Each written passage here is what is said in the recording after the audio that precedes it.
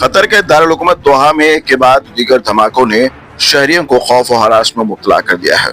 मुकामी ज़राए के मुताबिक ये कार्रवाई हमास रहनुमाओं को निशाना बनाने के लिए इसराइल के फिजाई हमलों का नतीजा है। इन हमलों ने न सिर्फ कतर बल्कि पूरे खित्ते में तशवीश की लहर दौड़ा दी है। तजियाकारों का कहना है कि इसराइल की जारियाना पॉलिसी अमेरिका की पुश्तपनाही के बगैर मुमकिन नहीं और दोनों ममालिक की जानिब से मुसलसल ताकत के इस्तेमाल ने मशरिक़ वस्ता में अमन के इम्कानात को मज़ीद कमजोर कर दिया है।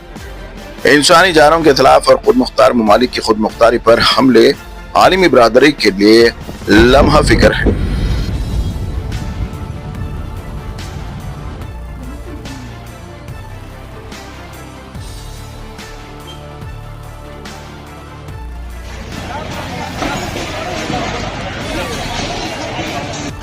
नेपाल इस वक्त शदीद सियासी बहरान से गुजर रहा है। वज़ीर-ए-आज़म के बेशर्मा ने हुकूमत मुखालिफ मुसलसल मुजाहरों और बढ़ते दबाव के बाइस अपने ओहदे से इस्तीफा दे दिया है। मुजाहिरीन का मुतालिबा है कि बदउनवान अनासिर के खिलाफ सख्त कार्रवाई की जाए और हालिया एहतजाज के दौरान हलाक होने वाले 19 अफराद के जिम्मेदारों को कड़ी सजा दी जाए। इस्तीफा से चंद घंटे कबल दारुल हुकूमत काठमांडू और अतराफ के इलाकों में एहतजाज पुरतशद्दुद रुख इख्तियार करेगा। मुजाहिरीन ने बालाकोट में ओली की ज़ाती रिहाइशगाह को आग लगा दी, जबकि साबिक वज़ीर-ए-आज़म, सदर व दीगर सियासी कायदीन के घरों को भी निशाना बनाया है।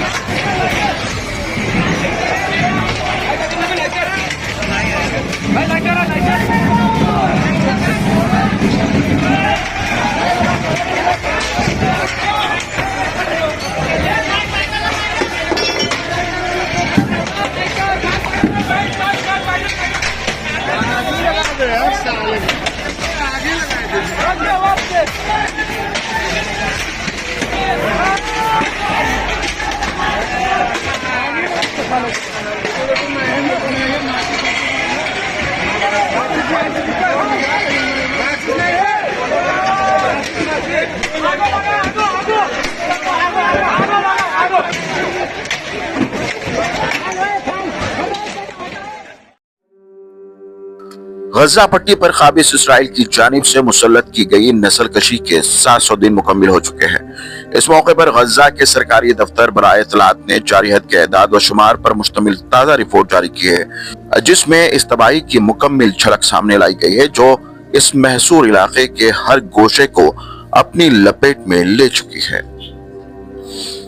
मरकजी इत्तलात फ़लस्तीन को मौसूल होने वाली इस रिपोर्ट के मुताबिक 2.4 मिलियन से ज्यादा इंसान पिछले 700 दिनों से मुसलसल नस्ल कशी कहत का शिकार है। काबिज इसराइल ने गजा के करीब 90% हिस्से को मुकम्मिल तौर पर मलबे में बदल दिया है। इब्तिदाई इत्तलात के मुताबिक बराह रास्त माली नुकसान 68 अरब डॉलर से तजावुज कर गया है। बमबारी और आतिश क़ुव्वत के वहशियाना इस्तेमाल के साथ इसराइली अफवाज ने गजा के 80% से ज्यादा जमीन पर कब्जा जमा लिया है। इत्तलात के मुताबिक अब तक शोहदा और लापता अफराद की तादाद 73,731 तक जा पहुंची है। इनमें से 64,300 अफराद की लाशें अस्पतालों तक पहुंची, जबकि 9,500 अब भी मलबे तले दबे हैं या लापता हैं।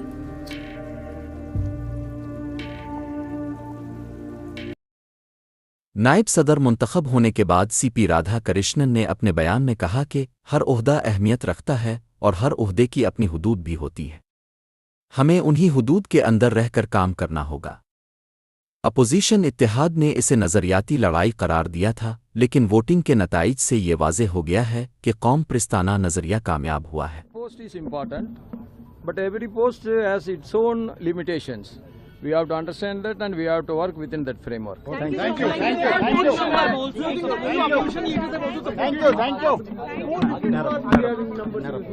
See, it is the other side camp said it is a ideological fight. But from the voting pattern we understand the nationalistic ideology as overwhelmingly victorious. Telangana की ईगल फोर्स ने एक बड़े बैन अल-अक़वामी मंशियात और हवाला रियाकत को बेनकाब किया है। बताया गया है कि 5 रियासतों में बैक वक्त की गई कार्रवाइयों के दौरान 20 अफराद को गिरफ्तार किया गया। जबकि 3 करोड़ रुपए से जायद नकदी बरामद हुई। तहकीकात में इंकिशाफ हुआ है कि इस रैकेट में नाइजीरिया से ताल्लुक रखने वाले अफराद और मुतअद्दिद हुंडी ऑपरेटर्स मुलव्वस हैं। मंशियात को पार्सल्स के जरिए भेजा जा रहा था, जबकि उसकी कमाई को जाली तिजारती लेन देन के जरिए सफेद धुन में तब्दील किया जा रहा था। ईगल फोर्स के मुताबिक ये गिरफ्तारी मंशियात और गैर कानूनी सरमाए के आलमी नेटवर्क के खिलाफ एक बड़ी कामयाबी है। इसको बना क्यों नहीं, रबर बैंड एक बंडल के सब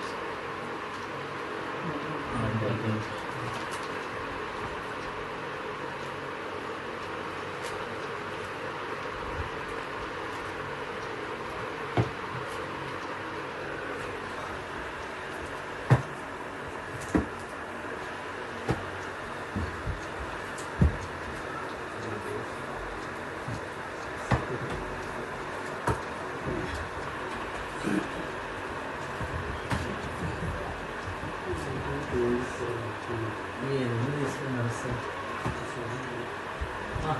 not even this.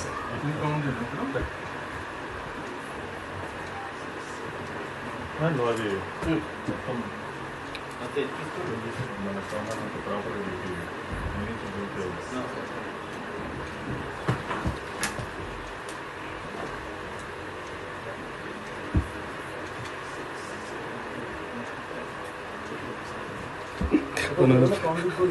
Find out animal smell.